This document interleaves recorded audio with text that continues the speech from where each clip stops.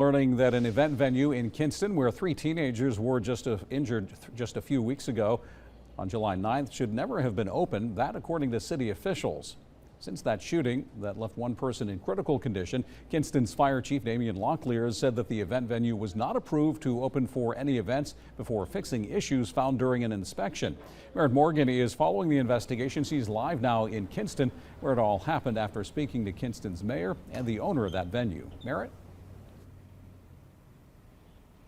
Dave, Kinston's mayor tells me that the fire chief found structural issues here at Diamond's Event Center off of North Queen Street in the old Kmart parking lot. Now, I spoke to the owner, who says she was not aware of these issues and her only intention is to bring a nice space to her hometown.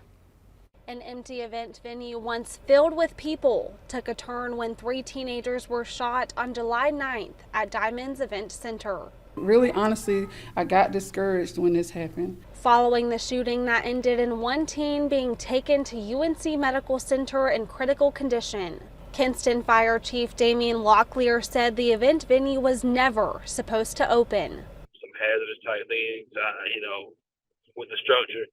Then as far as inspection-wise, that would cause them not to be able to open. However, owner Sheena Jackson claims she was not made aware of those issues. I was not told about, we aren't open to the public. So I think maybe it's a little confusion, because my understanding is that we could have private things here. I really thought I was following all the steps, everything that I'm supposed to do. And she says she and her team continue to take those proper steps. We have been working on the building in order to further her goal of bringing a nice place and something to be proud of in her hometown. I just try to pour back into my community, and I just look forward to giving Kinston all I can give.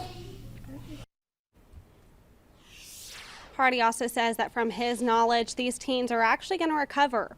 He also says the investigation is still ongoing. However, once it concludes, that's when they'll discuss fines and charges, if any at all. Live in Kinston, Merritt Morgan, WITN News. All right, thanks, Merritt. And the City Council is set to discuss this at their next meeting next Monday night at 5:30. Jackson tells WITN that she will be in attendance there as well.